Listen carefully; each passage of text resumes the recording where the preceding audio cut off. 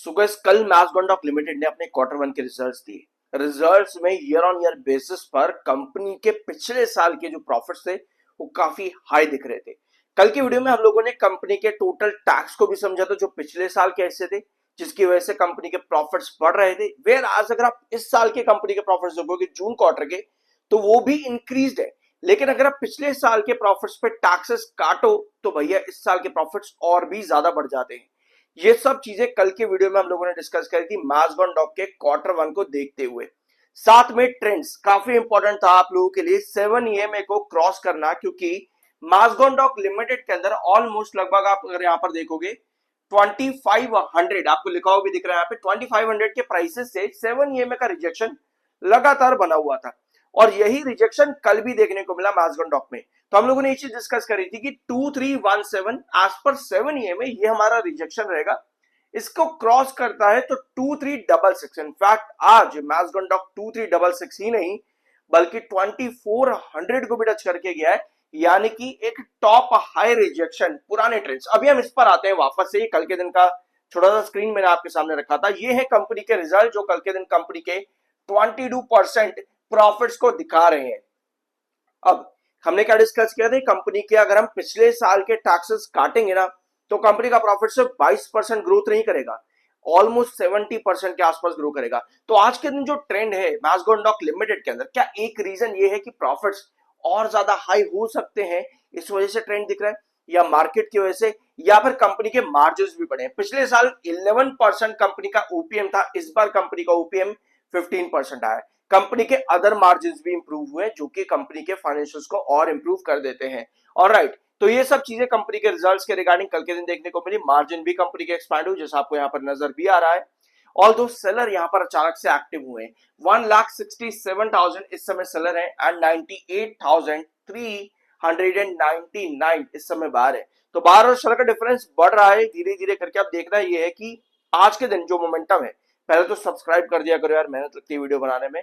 आज के दिन का जो मोमेंटम है अगर आप इसको 1 आवर टाइम फ्रेम पर देखोगे तो आपको दिखेगा कि 3400 पे जाते ही 1 आवर टाइम फ्रेम पर यहां पर आपको 200 ईएमए की ये लाइन नजर आएगी, यानी कि एक्सपोनेंशियल मूविंग एवरेज 200 ईएमए की आपको ट्रेंड नजर आएगा। यहीं से ही सेलर्स बहुत ज्यादा एक्टिव हुए हैं।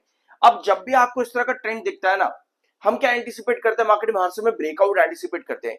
जब भी आपको इस तरह का ट्रेंड देखने को मिले चार्ट्स के ऊपर, हमेशा पता है आपको क्या चाहिए होता है। आप एक्सपेक्ट कुछ भी करो, मार्केट आपके अगेंस्ट काम करेगा।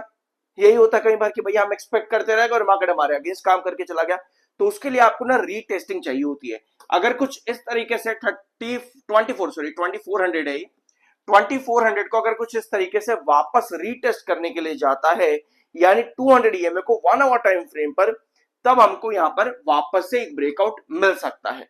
अदरवाइज ये 200 ईएमए जिस तरह की सेलिंग आज के दिन दे रहा है, ये इंडिकेट कर रहा है कि कहीं ना कहीं हम वापस से 2360 जो हमारा कल के दिन हमने रिजेक्शन डिस्कस किया था 7 ईएमए को क्रॉस करने के बाद में कि 2360 का टारगेट रहेगा आज के दिन के लिए, ये वापस से गिरता देखने को मिल सकता है, यानी कि प्रेजेंट प्राइस 20 रुपए नीचे।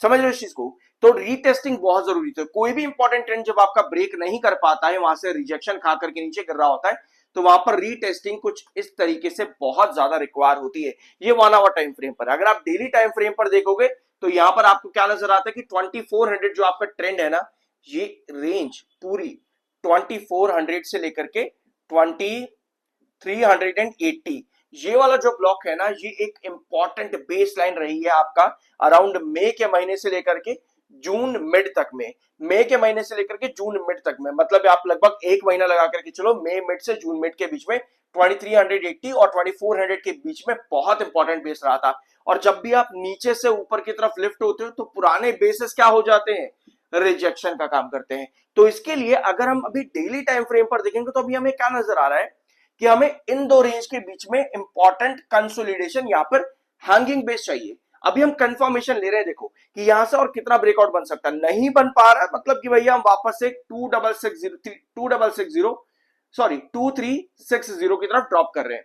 ठीक है, तो आपका इंपॉर्टेंट चीज क्या है, कंफर्मेशन क्या आपके पास में आ रहा है। 1 आवर टाइम फ्रेम के according 200 EMA, daily time frame के अकॉर्डिंग आपका पुराना इंपॉर्टेंट बेस रेंज 2400 और 2380 के बीच में, ये सस्टेन करनी बहुत ज्यादा जरूरी रहेगी मैस्गोंडॉक के लिए। चार्ट्स काफी अच्छे नजर आ रहे हैं, बट स्टेबिलिटी हमेशा रिक्वायर्ड होती है किसी भी ब्रेकआउट और रिकवरी के बाद में। ठीक है, तो ये थे कंपनी के चार्ट्स और क्या पॉसिबिलिटी बन सकती है आगे और कहां पर आपको नजर रखनी चाहिए, यह भी हमने यहां पर डिस्कस करी है।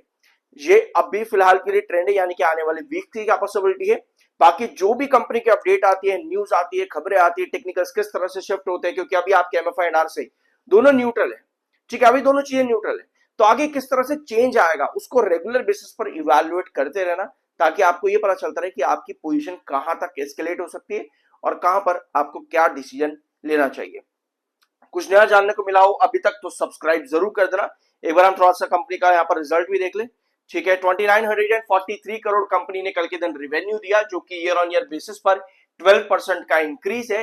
एंड ऑफ कोर्स कंपनी का ओपीएम परसेंटेज 11% से बढ़कर के 15% पर आ चुका है, जो कि एक और पॉजिटिव पॉइंट कंपनी के लिए मिलता है। इस बार टैक्स परसेंटेज कंपनी का मीडियम ही रहा है, 25%। यूजुअली कंपनी इतना ही टैक्स परसेंटेज देती है 25% का, उतना ही कंपनी का इस बार भी रहा है। 550 करोड़ कंपनी का जो है इस बार प्रॉफिट रहा था, जिसकी वजह से कंपनी का ग्रोथ जो है एनुअल बेसिस यानी ईयर ऑन ईयर बेसिस पर 22% दिखा रहा है। पिछले साल ये -35% था, यानी पिछले साल जून 25 में कंपनी का जो प्रॉफिट था वो जून 24 के अकॉर्डिंग 35% गिर गया था। वेराज इस बार कंपनी का प्रॉफिट 22% पे आया, जो कि पिछले साल -35% था। तो काफी इंप्रूवमेंट्स कंपनी के रिजल्ट्स पर हैं। ऑल्दो ईपीएस पिछले 2 क्वार्टर में काफी ज्यादा यहाँ पर गिर चुका है, 21.81 से 13.62 रुपीस पे। ऑलराइट, तो वीडियो को यहीं पे एंड करते हैं। कुछ नया जानने को मिला हो ऑफ कोर्स लाइक शेयर करते जाना और चैनल पर बाकी की वीडियोस देखना मत भूलना। कैबिनेट की तरफ से आज एक बड़ा अप्रूवल मिला है, उसको भी जरूर देख लेना। वेदांत ऑयल एंड गैस में मिलता अगले वीडियो में।